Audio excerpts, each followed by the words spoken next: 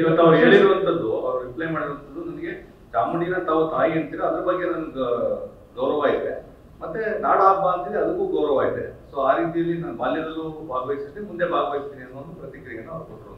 ಒಳ್ಳೆ ತಾಯಿ ಚಾಮುಂಡೇಶ್ವರಿಗೆ ಗೌರವ ಇದೆ, ಮತ್ತೆ ಧಾರ್ಮಿಕ ಭಾವನೆಗೆ ಬಹಳ ಗೌರವ ಇದ್ರೆ ನಾವು ಕೂಡ ಸ್ವಾಗತ ಮಾಡ್ತೀವಿ. ಈಗ ಗೂಗಲ್ ಪ್ರಶಸ್ತಿ ಬರೋದಕ್ಕೆ ದೀಪಾ ಭಾಸ್ಕಿಯವರ ಪಾತ್ರನೂ ಅಷ್ಟೇ ಇದೆ. ಅವರು ಅನುವಾದ ಮಾಡೋದಕ್ಕೆ ಅವ್ರಿಗೆ ಪ್ರಶಸ್ತಿ ಬಂತು, ಅವರು ಕೂಡ ಆಹ್ವಾನ ನೀಡಬೇಕು. ಈಗಾಗಲೇ ನಾವು ಇದ್ರ ಬಗ್ಗೆ ಮಾತಾಡಿದ್ವಿ, ಹೇಳಿದ್ವಿ. ಸಾಮಾನ್ಯವಾದಂಥ ಒಂದು ಸ್ವಾಗತವನ್ನು ಅವ್ರಿಗೂ ಕೂಡ ಕೊಡಬೇಕಾಗಿದೆ, ಅವ್ರಿಗೂ ಕೂಡ ಈ ಒಂದು ವೇದಿಕೆಯಲ್ಲಿ ಅವಕಾಶ ಕೊಡಬೇಕಾಗಿದೆ. ಅವರು ಕೊಡಗಿನ ಒಬ್ಬ ನಿವಾಸಿಯಾಗಿ ಅವ್ರಿಗೂ ಕೂಡ ಒಂದು ಗೌರವ ಕೊಟ್ಟರೆ ಒಳ್ಳೆ ರೀತಿಯ ಒಂದು ಕೆಲಸ ಆಗುತ್ತೆ. ಸಾಮಾನ್ಯವಾಗಿ ನಮ್ಮ ಕೊಡಗು ಜಾಸ್ತಿ ಒಂದು ವೇದಿಕೆಯಲ್ಲಿ ಎಲ್ಲೂ ಗುರುತಿಸ್ಕೊಳ್ಳೋದಿಲ್ಲ. ನಮ್ಮ ಕೊಡಗಿನ ನಿವಾಸಿಗಳಿರ್ಬೋದು, ಕೊಡಗಿನ ಅನೇಕ ಒಂದು ವ್ಯಕ್ತಿಗಳು ಒಳ್ಳೆ ಕೆಲಸ ಮಾಡಿರೋದು, ಸಾಧನೆಗಳಿರೋರು ಈ ಥರ ಒಂದು ದೊಡ್ಡ ವೇದಿಕೆ ಸಿಕ್ಕಿರಲಿಲ್ಲ. ಈ ಒಂದು ಒಳ್ಳೆ ಅವಕಾಶ ಇದೆ, ಅವ್ರಿಗೂ ಕೂಡ ಒಂದು ಅವಕಾಶ ಕೊಡೋದ್ರಲ್ಲಿ ನಾವು ವಿನಂತಿ ಮಾಡ್ತೀವಿ. ನಿಮ್ಮ ಪಾರ್ಟಿಯ ಪ್ರತಿಯೊಬ್ಬರು ಕೂಡ ಈಗ ವಿರುದ್ಧವಾಗಿ ಹೇಳಿಕೆ ಕೊಡ್ತಾರೆ ಸರ್. ನಿಮ್ಮ ಪಾರ್ಟಿಯ ನಾಯಕರಿಗೆ ಈ ವಿಚಾರದಲ್ಲಿ ಮನವರಿಕೆ ಮಾಡಿಕೊಡ್ತೀರಾ ಹೇಗೆ ಸರ್ ಅಂತ?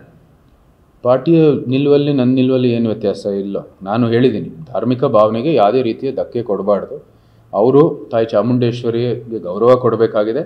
ಧಾರ್ಮಿಕ ಪಾರಂಪರೆ, ಧಾರ್ಮಿಕ ಪದ್ಧತಿ, ದಸರಾ ಆಚರಣೆಯ ಧಾರ್ಮಿಕ ಹಿನ್ನೆಲೆಗೆ ಗೌರವವನ್ನು ಕೊಡಬೇಕಾಗಿದೆ. ಅದು ಅದರಲ್ಲಿ ಎರಡು ಮಾತಿಲ್ಲ, ಅದರಲ್ಲಿ ಯಾವುದೇ ರೀತಿಯ ಭಿನ್ನಾಭಿಪ್ರಾಯ ಇಲ್ಲ. ಈಗ ಇಂಥ ಸಂದರ್ಭದಲ್ಲಿ ಅವಶ್ಯಕತೆ ಇತ್ತ ಅನ್ನೋದು ಸಾಕಷ್ಟು ಜನರ ಪ್ರಶ್ನೆ ಆಗಿದೆ. ಸಾಕಷ್ಟು ಬೇರೆ ಬೇರೆ ಸಾಕಷ್ಟು ಈಗ ಈ ಕಾಂಗ್ರೆಸ್ ಸರ್ಕಾರ ಹಿಂದೇನು ಕೂಡ ದಸರಾ ಸಮಯದಲ್ಲಿ ಈ ಥರ ಧಾರ್ಮಿಕ ಒಂದು ಆಚರಣೆಗಳಿರ್ಬೋದು, ನಮ್ಮ ಭಾರತೀಯ ಪಾರಂಪರೆಗೆ ಧಕ್ಕೆ ಕೊಡುವಂಥ ವ್ಯಕ್ತಿಗಳು ತಮ್ಮ ನಡವಳಿಕೆಯಲ್ಲಿ, ತಮ್ಮ ವ್ಯಕ್ತಿತ್ವದಲ್ಲಿ ಅವ್ರಿಗೂ ಆಹ್ವಾನ ಕೊಟ್ಟಿದ್ದಾರೆ.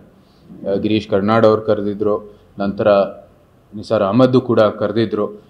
ಇದೆಲ್ಲನೂ ಕೂಡ ಅವ್ರು ಮಾಡಿದ್ದಾರೆ. ಇದು ನೋಡಿ, ಒಂದು ರೀತಿ ಜಾತ್ಯತೀತ ದೃಷ್ಟಿಯಲ್ಲಿ ನಮಗೇನು ಸಮಸ್ಯೆ ಇಲ್ಲ. ಆದರೆ ದಸರಾ ನಿರ್ದಿಷ್ಟವಾಗಿ ಈ ಒಂದು ಆಚರಣೆ ಒಂದು ಧಾರ್ಮಿಕ ಆಚರಣೆ. ಮತ್ತು ಇವತ್ತು ಕೂಡ ಸರ್ಕಾರಿ ವ್ಯವಸ್ಥೆಯಲ್ಲೂ ಕೂಡ ಅವರು ತಾಯಿ ಚಾಮುಂಡೇಶ್ವರಿಗೆ ಪುಷ್ಪಾರ್ಚನೆ ಮಾಡಿ ಈ ವಿಧಿಯನ್ನು, ಈ ಒಂದು ಆಚರಣೆಯನ್ನು ಪ್ರಾರಂಭ ಮಾಡೋದು. ಆ ನಿಟ್ಟಿನಲ್ಲಿ ಅವರು ಅತಿಥಿಗಳನ್ನು ಆಹ್ವಾನ ಮಾಡುವಾಗ ಯಾರದೇ ಒಂದು ಭಾವನೆಗೆ ಧಕ್ಕೆ ಕೊಡದೇನೆ ಅವ್ರನ್ನ ಆಹ್ವಾನ ಮಾಡಬೇಕಾಗಿದೆ.